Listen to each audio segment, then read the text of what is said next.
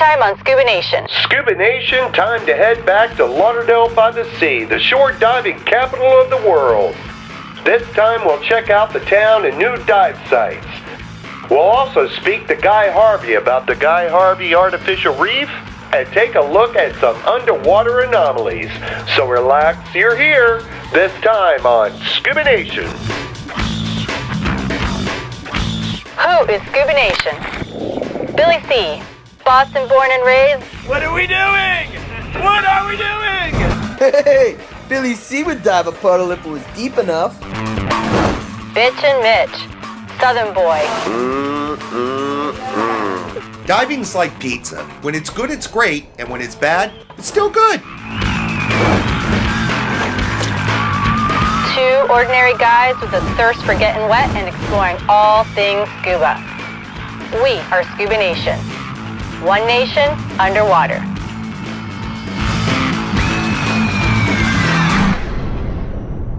Presented by Leisure Pro.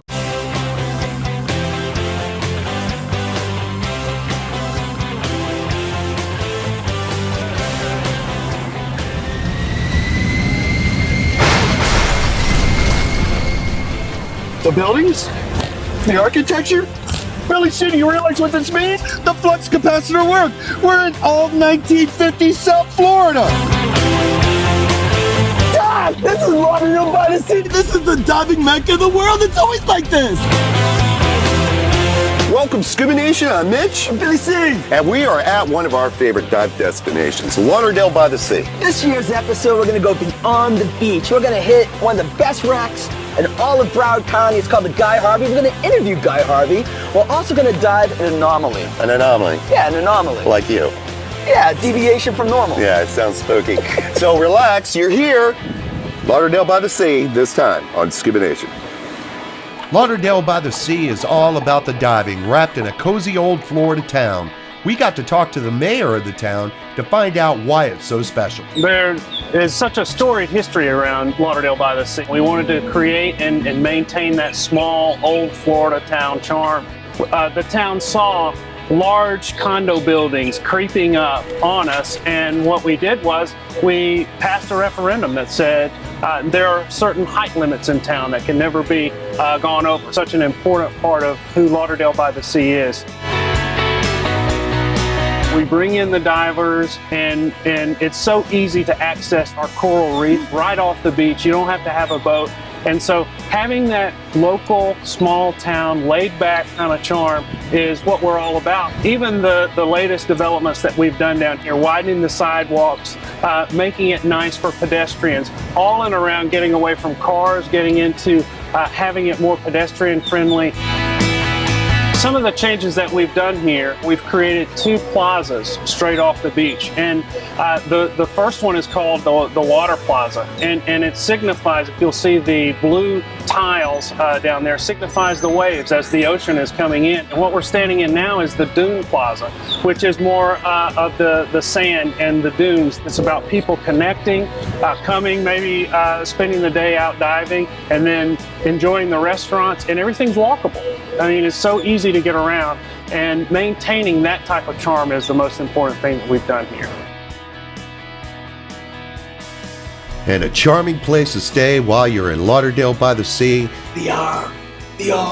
is the Beachside Village Resort. Freshly renovated, you snowbirds from New England are going to love this place like we do.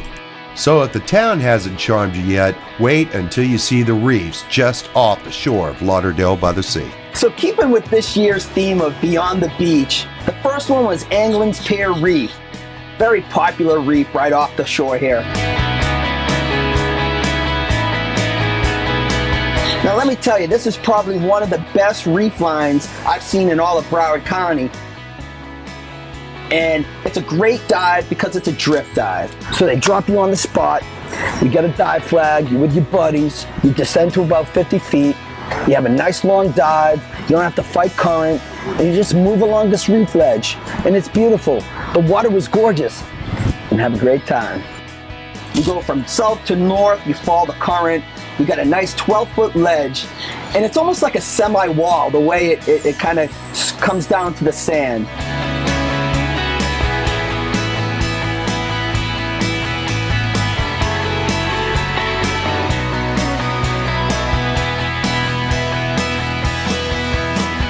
This ledge, it has these overhangs. It has these cavernous areas. It's almost like you're in the Bahamas or you're in Grand Cayman or you're in Roatan, but you're in Lauderdale by the Sea. The colors were amazing. They were popping. We even ran into a lemon shark. It's like Barrel Sponge City down there. If I had a nickel for every barrel sponge I saw, I'd be a millionaire.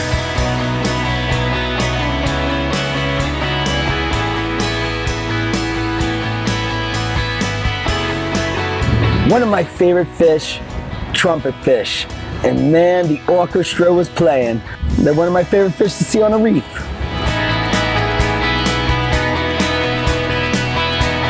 Had a lot of the sport fish come through there, like mackerel, because it's close to the Gulf Stream, and a lot of critters, a lot of holes. Had a nice terrain where you could explore, and it's a very unique ledge that you can see here in Lauderdale by the Sea. Don't touch that remote. We're talking to Guy Harvey and the reef that was named after him. Coming up next. Hey everybody, this is Mitch. Make sure to join Scuba Nation at the Bugfest by the Sea Dive Festival, July 27th through August 2nd in Lauderdale by the Sea, Florida. The Great Florida Bug Hunting Contest with $15,000 in cash and dive gear prizes. Lobster Mini Seasons Kickoff Party with a Scuba Radio Mermaid. Something for the entire family. So we'll see you at Bugfest at Lauderdale by the Sea, sponsored by Reef Safe, the official sun care products of Bugfest 2014.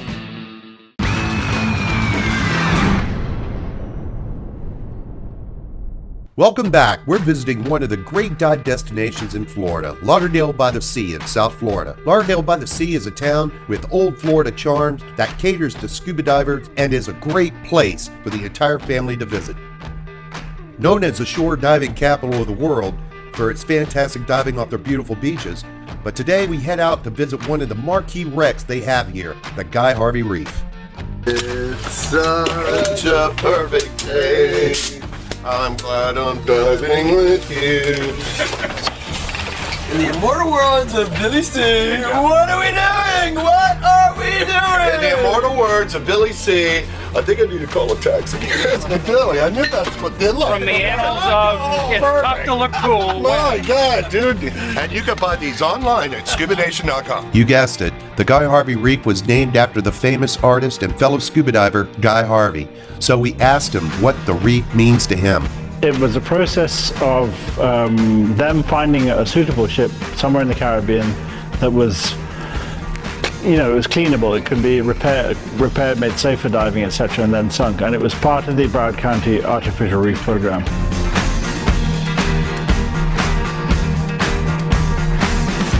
And I was probably the 18th or 20th ship. I mean, you can go back into the archives and find how many were sunk under that program, but it was very worthwhile. And everybody understood the socioeconomic benefits of this artificial reef program. The ship came from, it was called the Kimberly, it came from Haiti. We painted the hull of the ship to put some fish on it. Nothing fancy, it was a black hull, very rusted and corroded, and I painted several fish on each side, so it was fun. What is so cool is sunk in 140 feet of water, they made it sink upright.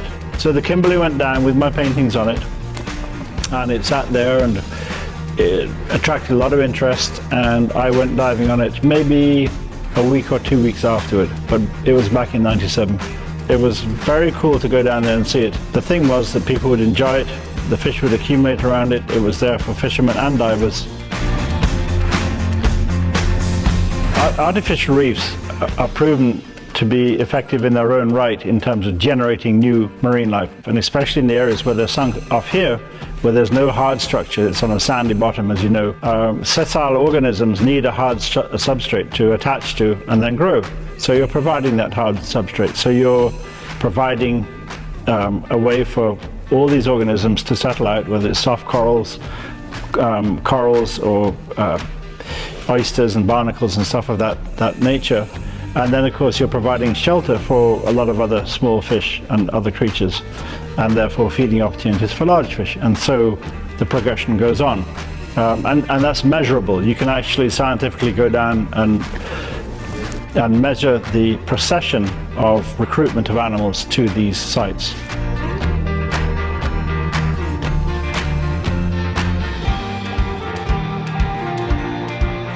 There are a lot of people who like to dive on wrecks, and that's all they do. And so you're providing yet another wreck. Everyone is unique for people to dive on. And even though it's a deep dive to the bottom, it's still a doable dive. The opportunity was there, and of course, you know, it adds to the attraction of South Florida. And you know, we want to generate more business and more opportunities for people when they come here, and for locals.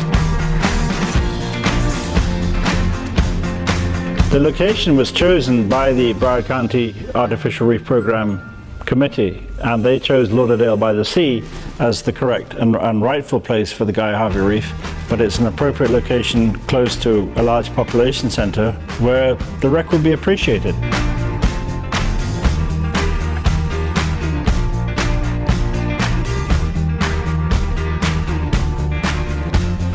I am an avid diver. I mentioned the Scuba Diving Hall of Fame because I was inducted in November last year in Grand Cayman, where I live, and it actually marked or coincided with my 40th year of diving. So diving has been an integral part of my life since then. I initially just did it for recreational purposes, of course, but as my career progressed as a fishery scientist, we use diving a great deal. In fact, I racked up over 6,000 dives now, but most of those dives were done when I was actually at university in Jamaica, either teaching diving or teaching field courses or doing a lot of experiments, and so that required 3 or 4 dives a day sometimes from the marine labs where we worked.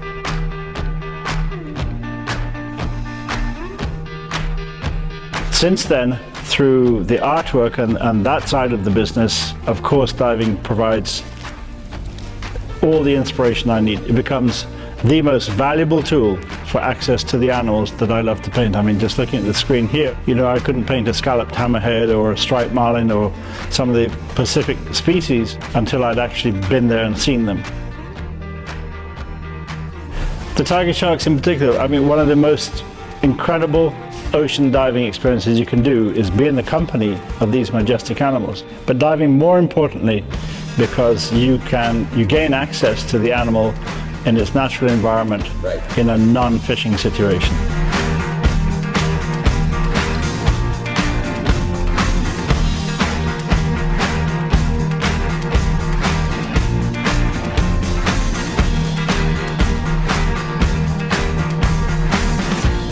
God, that dive on the Guy Harvey was so awesome. Starving, dude. You're in the right place, Mitch. We're at Nikki's Bikini Beach Cafe at Anglin's Pier. Let's go eat some grub. Yummy.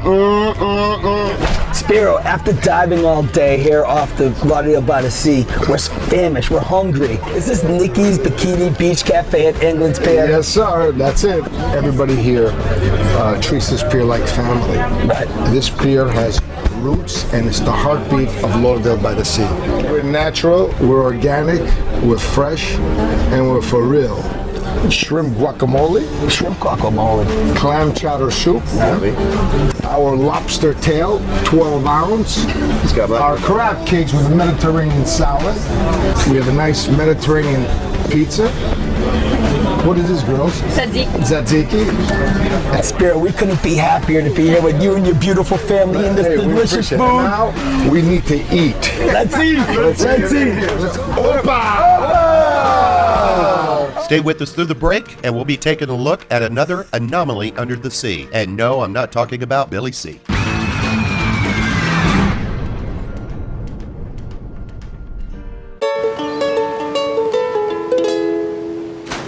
Ever noticed turtles don't have schedules? Been okay with a bad hair day? Do you want to hang 10?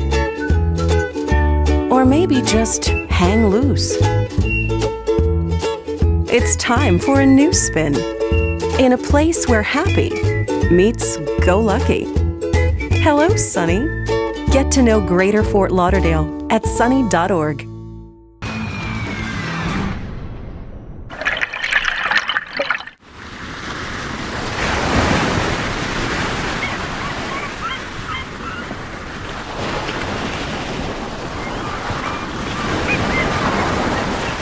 Scuba diving for this edition of Scuba Nation was brought to you by Gold Coast Scuba at Lauderdale by the Sea. Welcome back. If you're looking for a diving destination with old Florida style, then Lauderdale by the Sea is your place. As a lifelong Floridian, I love coming to Lauderdale by the Sea because it drips of old Florida. One of the characteristics that gives Lauderdale by the Sea its charm is the town does not allow any buildings to be taller than 4 stories. Offshore, it looks like the Lauderdale by the Sea Canyon. One of the beautiful places here in Lauderdale by the Sea that really makes it that old Florida style is right here at Captain's Quarters. Beautiful oceanfront views, and it's really a super place to stay during your visit. What makes the town such a unique destination is the architecture. They preserve their mid-century modern architecture that can be found everywhere. Mid-century is basically between 1945 and 1960s. There were a lot of buildings in town that were mid-century modern, and we wanted to protect that small community, comfortable 1950s vibe, and we want to make sure that we preserve that in town. Lauderdale by the Sea is on the cutting edge in recognizing such an important architecture to the town and to the state of Florida. So as you can see, Lauderdale by the Sea is a welcome anomaly when it comes to beachfront communities. It's also known for another anomaly that was found on the ocean bottom just off their shores. Hey, we're here with Stevie D, the spokesman for Lauderdale by the Sea. Hey, tell me about the Copenhagen wreck. Oh, the Copenhagen is it was a turn-of-the-century steamer, and it was taking coal from Philadelphia down to Cuba when it hit a reef in May 1900. And it was on the surface for many, many years, and eventually it sank below the surface, and it's over 100 years old. It's a state underwater preserve, and it's also listed on the National Register of Historic Places, which is really cool for our town. Yes, so we found the Copenhagen bow. Yeah, and it's really a cool story how they found it. Back in 1983, well, before that, they were getting ready to do a beach renourishment project in Broward County that included our town. And in the late 1990s, they had to do what they call an historical cultural research study. Right. Because they had to borrow sand from between the reefs. And they wanted to make sure that the area where they took the sand didn't disturb any old shipwrecks. Well, they did a side-scan sonar, and they found all these anomalies. And anomaly 27... My mom calls me anomaly number 1. Well, anomaly describes Billy C pretty well. Now, that is the pot calling the kettle black, though. When they went down to explore it, was the bow of the Copenhagen. An anomaly 27, so it's a piece of wreckage or debris that they have no idea what it is. And what happened was, in the mid-1940s, right around the end of World War II, even though the entire structure was below the surface, a ship hit the bow. Right. So it became a navigation hazard. Right. So at some point, they put some chains on it, and they dragged the bow into deeper water, about 50 feet of water, about 2,000 feet south of where the Copenhagen wreck is today. We found this bow. Through the process of identifying it and locating it, they did sample studies of the metals, and they determined that it was actually the bow of the Copenhagen. So at this point, it's a historical piece from a historical wreck. Right. So what's the future of the Copenhagen bow? Well, I talked to the state the other day, and they're going to look into extending that archaeological protection to the bow of the Copenhagen. Bow was such a great dive site. It was a pristine dive because not many people know where it is. You can't find it. So the wreck was filled with reef life, but also fish, Goliath grouper. It was a huge grouper that day, right? It was excellent, yeah. So last year dived the Copenhagen wreck, this year dived the bow. It's pretty amazing to it's find like 2 bookends of a story, right? So. And this book really explains it. Anomaly 27. My book, Billy C. Anomaly number 1, will be in bookstores at the end of the month. After a day of diving, Billy C. works up an appetite. We're gonna check out Aruba Cafe, one of the best Caribbean restaurants in all of South Florida. The gourmet chef right here at Aruba Cafe is going to cook us up some yummy dinner. I get to eat lionfish. Let's go. Tell me about Aruba Cafe. It's one of our favorite stops here. Aruba's been here for 24 years. It's one of the only places in South Florida they can eat outside, right on the beach. We've got all fresh seafood. We have a seafood trail dish, which is blackened mahi-mahi. That sounds pretty good. Scallop, shrimp, it's out of this world. We have music every day. We've got steel drums, we've got guitars, we've got dancing. Right. It's a fun place to be. Get me hungry. So let's go eat. Let's go eat.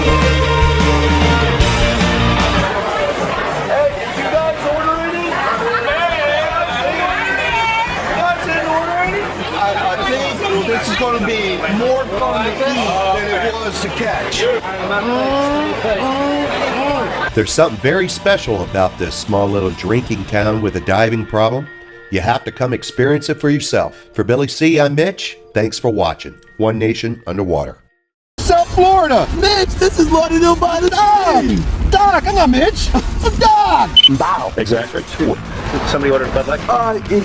No, after the interview. After. I asked them if they can whip up some egg and bacon. Drop the wicked cool. Drop the wicked cool.